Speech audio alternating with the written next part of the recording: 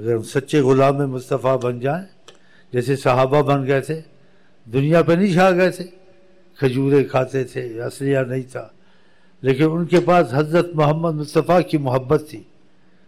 چین و عرب ہمارا، ہندوستان ہمارا، سارا جہاں ہمارا، اب نہ ہندوستان نہ چین و عرب نہ کشمیر تمہارا، سب کچھ ہاتھ سے گیا نا. آقا جی کا ساتھ چھوڑا نا. مذاکرات 50 سال ہوتے رہتے ہیں.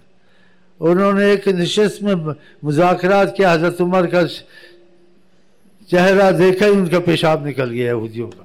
انہوں نے بیت المقدس کی فوراً چابیاں دے دی، حالانکہ ظاہری لباس نہیں ڈالا ہوا تھا، پیبند والے کپڑے ڈالے ہوئے تھے، کیچڑ میں پاؤں بھرے ہوئے تھے، اور گئے بیت المقدس فلسطین.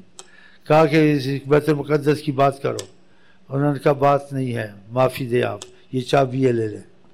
اللہ نے ایمان کی شرط لگائی ہے اور وعدہ کیا ہے. خدا وعدہ خلافی کر سکتا ہے؟ وَأَنْتُمُ الْأَعْلَوْنَ إِن كُنتُم مُؤْمِنِينَ، تم بلند رہو گے اگر تم ایمان والے بن جاؤ. وَكَانَ حَقًّا عَلَيْنَا نَصْرُ الْمُؤْمِنِينَ، وعدہ اپنے ذمے لیا خدا نے، ہم پر حق ہے، ہم لازم کرتے ہیں اپنے پر، ایمان والوں کو فتح دیں گے. تو ایمان والے بنے تو فتح ہو نا. تو ایمان والے کہاں؟ 80% بے نمازی ہیں.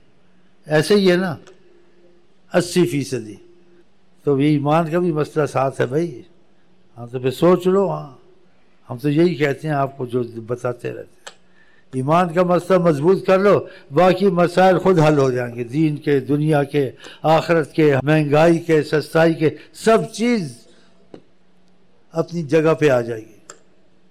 اگر ایمان کا معاملہ ٹھیک نہیں ہوگا، بس یہی سمجھو کہ کبھی ہم ادھر ہیں کبھی ادھر ہیں، تو پھر وہی حال ہوگا، 2 بیگھہ کتا نہ گھر کا نہ گھاٹ کا، نہ خدا ہی مثال ملا نہ مثال صنم، اگا دوڑتے پچھا چوڑ. یہی ہو رہا ہے.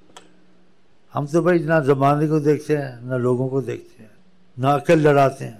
بس کمزور ہم بھی بہت ہیں، لیکن نیت پکی کر کے بیٹھے، زمانہ ہو، لوگ ہوں، کوئی بھی ہوں، جو آقا جی کہتے ہیں اس پر چل کے چھوڑنا انشاءاللہ.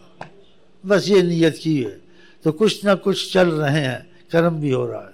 تم بھی چل پڑو، شروع کر دو نمازیں، تسبیحیں، پکے ہو جاؤ، پھر دیکھو کرم ہوتا نہیں ہوتا ہے. ہاں ان اللہ علی کل شیء قدیر.